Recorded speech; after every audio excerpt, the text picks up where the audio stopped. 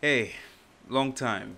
In this video, I will be reviewing Rema's debut album, Rave and Roses, and I have been a fan of him since 2019 during his SoundCloud days. He's come a very long way, and I'd like to review his first album. Before I continue, I'd like to clarify something. I'm not a seasoned music critic. This is my first video reviewing music, and this is going to be a very casual review. Okay, and my aim is to make this accessible to people that like music and experience it the way I do.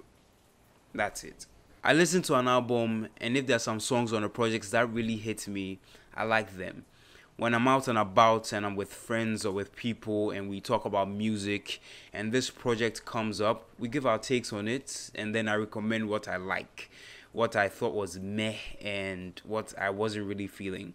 And that is how I'll be approaching this video, but it will be more informed. As time goes on and I gain more experience doing this, reviewing music on this channel will become more professional, more seasoned. So that's what's going to happen, and yeah, let's jump into the review. Before I listened to Rave and Roses, I went back to listen to all of Rema's music from his EPs and all the singles he's put out up until this point. I did that to have a refresh look on his sound and how it's evolved over the years. After listening to that and then listening to Rave and Roses, one thing I noticed was that Rema's earlier works had this level of experimentation that just tried to enter new spaces, and I didn't feel that with this album. Very few songs on this 16-track album had this do me be, lady and rewind vibe that makes you go, wow. I don't know what that is, but I like it. The songs that did that for me were Carry, Addicted, and Love.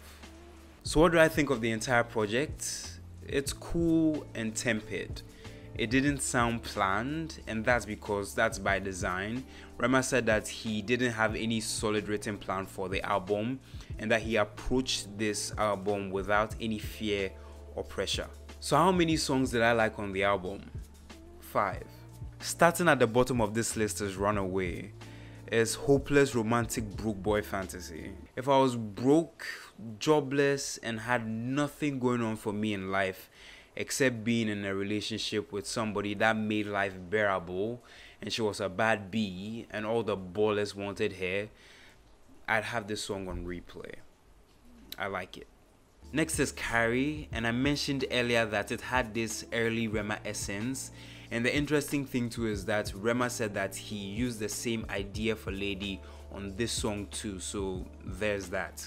Next is Addicted. I liked it because it gave me this retro outrun vibe that you use on late night drives, like to nowhere, or like if you're feeling like Night Rider. It's the only song on the album I really wanted to have a feature, and that feature for me is Didnt.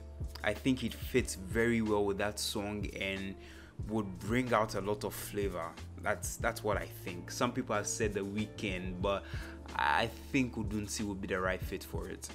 Next is Fresh Young Nigga. I could really feel Rema's confidence and cockiness on the song, and yeah, he's arrived. So that's what I got from the song. It's a nice vibe. I like the way it sounds and how it went. It's cool. I like it just for the way it is. And finally, for me, the song I like the most on this album is Love. This song feels totally new, and London is the guy that is responsible for making it what it is. I really like this track, and I can't describe why.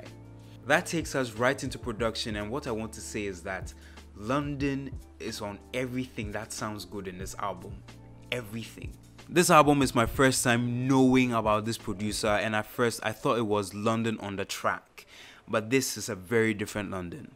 I like this London. He's worked on really dope songs I've enjoyed in the past, like Bad Commando, Bounce, Koroba, Bloody Samaritan.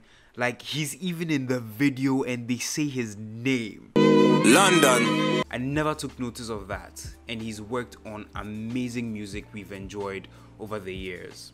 And all I want to say is, I really like London. He's a really dope guy. now that we have that out of the way, what didn't I like, or what was I not feeling? Time and Affection featuring Chris Brown. It's a cool song, but it didn't touch me. And also, where has Chris Brown been? What's he been up to since January and since 2020? I liked Iffy. Hopefully he has new sound coming out this year, but Time and Affection just didn't do it for me. It's a cool track, but not for me. Next is Joe and Dirty. The chorus is him moaning, so add that to your sex playlist, because I know he certainly is. In the lyrics, that's exactly what he does when stuff is going down. So yeah, for tracks that I felt were meh, they were Calm Down, Mara, and Wine. With honorable mentions, there are two songs. Are You There is a really cool song. When I heard it, the first song that came to mind was Peace of Mind. It's like these two songs are sides of the same coin. One side talks about how awful things are in Nigeria, and the other side is like, yeah, life is awful in Nigeria, but we go turn up regardless. So yeah, that was a very interesting observation. That's why I like it. The second song is Divine, and it's the first song on the album. I feel that song was a really dope introduction to Rema, his story, and why he feels special to be the future. So yeah, I really like that song. All in all, if I were to rate the album, I would give it a 7. I don't know how I came up with that score, but it feels like a 7. Hopefully there are more collaborations on the deluxe, which is happening, so we might have to look at it again and see if the score changes. But for now, I think a 7 is how I feel about the album. It's great, and as I said, it's cool but tempered. So that's what I think. So that's it. This is my review of Rema's Rave and Rose's album. Hopefully you liked it. Tell me what you think about the album in the comments. Tell me what you think about me reviewing music, and I'll see you in the next video. Peace.